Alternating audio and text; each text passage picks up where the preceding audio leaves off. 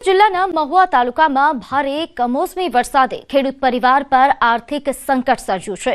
તલગાજરડા ગામના ખેડૂત ધનજીભાઈ કડસરિયાનો 15 વીઘા જમીનનો કપાસ નિષ્ફળ જતા તેમની પુત્રી કૃષ્ણાનું ડોક્ટર બનવાનું સપનું હવે અધૂરું રહ્યું છે।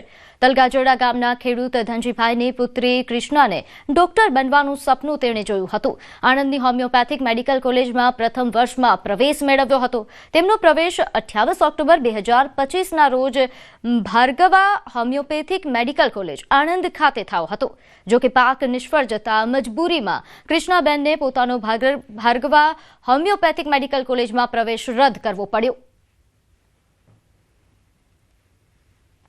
સારી એ ખૂબ નુકસાની છે, એટલા માટે હવે હું એક છોકરીને કોલેજની અંદર એડમિશન લીધું હતું અને એ એડમિશન રદ કરાવ્યું છે ગઈકાલે। તો એ પૈસા ભરવાની ક્ષમતા નથી, એટલા માટે હું આ છોકરીનું એડમિશન રદ કરું છું।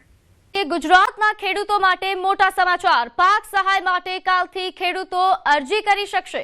હેક્ટર દીઠ 22,000ની સહાય માટે અરજી કરી શકાશે। આવતીકાલથી ખેડૂતો અરજી કરી શકશે। જેમ અરજીઓ આવતી જશે તેમ ચૂકવણી થતી રહેશે। જરૂર પડે અરજીનો સમય મર્યાદા પણ વધારવામાં આવશે તેવા પ્રકારની માહિતી છે। આ સહાય 2 હેક્ટરની મર્યાદામાં મળશે। હેક્ટર દીઠ 22,000ની સહાય મળશે।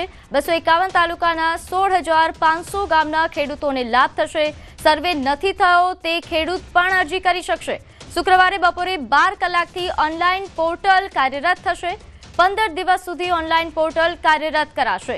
કૃષિ રાહત પેકેજ KRP પોર્ટલ પર અરજી કરવાની રહેશે, જેને લઈને આપને જણાવી દઈએ કે ગ્રામ પંચાયતના VC અને VLE મારફત ઓનલાઈન અરજી કરવાની રહેશે। તો ખેડૂત સહાય મુદ્દે કૃષિ મંત્રીનું નિવેદન। આવતીકાલથી ફોર્મ ભરવાના શરૂ થશે। ખેડૂતોને સહાય સીધી ખાતામાં મળશે। એક પણ રાજ્યમાં આટલું ઝડપી સહાય જાહેર નથી થયું તેવા પ્રકારનો તેમણે દાવો કર્યો। કાલથી 12 વાગે એ પોર્ટલ ઉપર VC એ મારા ખેડૂત જે દુખી છે એમના ફોર્મ ભરવાની શરૂઆત, એમના ખાતામાં રૂપિયા પડવાની શરૂઆત થઈ જશે। સાહેબ, ઐતિહાસિક પેકેજ તો હતું, પણ ઐતિહાસિક રીતે એનો જીઆર કરવાનો શ્રેય પણ ગુજરાતની ભારતીય જનતા પાર્ટીની, ભૂપેન્દ્રભાઈની અને નરેન્દ્રભાઈના માર્ગદર્શન નીચે ચાલતી આ સરકારને મળવાનો છે। હું આપની વચ્ચે મૂકું છું, કોઈ પણ રાજ્યમાં આટલા ઝડપથી જાહેરાત થઈ અને જીઆર થયો હોય એવા લગભગ કોઈ રાજ્યો નથી।